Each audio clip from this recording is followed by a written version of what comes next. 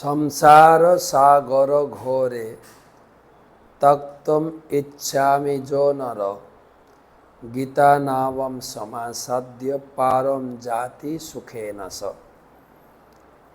সংসারের দুঃখময় পরিস্থিতি থেকে উদ্ধার পেতে গীতার আশ্রয় গ্রহণ করুন। আজকে পঞ্চদশ শ্লোক। एवं ज्ञात्या कृतं कर्म पूर्वैरपि मुमुक्षुभिः कुरु कर्मैव तस्मात्त्यं पूर्वै पूर्वतरं कृतम्। एवं ज्ञात्या कृतं कर्म पूर्वैरपि मुमुक्षुभिः कुरु कर्मैव तस्मात्त्यं पूर्वै पूर्वतरं कृतम्।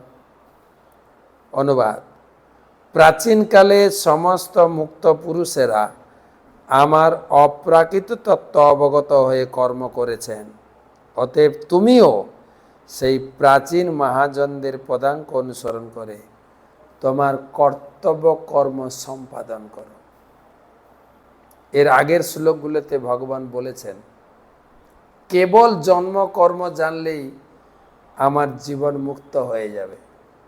ভগবানের জন্ম জানলে আমাকে আর কষ্ট করে মাতৃগর্ভে জন্মগ্রহণ করতে হবে না। ভগবানের লীলা কর্ম জানলে আমাকে আর কর্মফলের বন্ধনে আবদ্ধ হতে হবে না।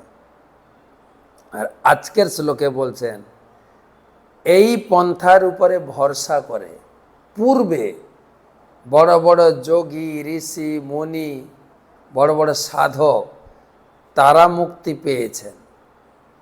তারা তাদের কর্তব্য কর্ম করেছেন, প্লাস আমার জন্মকর্ম যে দিব্য সেটা শাস্ত্র থেকে অনুভব করেছে।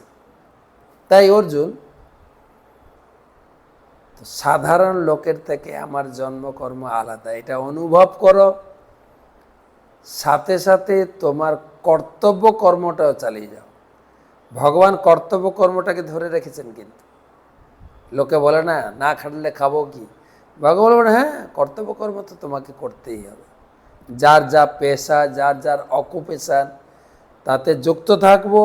সাথে সাথে আধ্যাত্মচিত্তা গীতা ভাগবতমের জ্ঞান গ্রহণ করে আমার জীবনকে সরল, সাবলীল এবং আনন্দময় করে তুলব।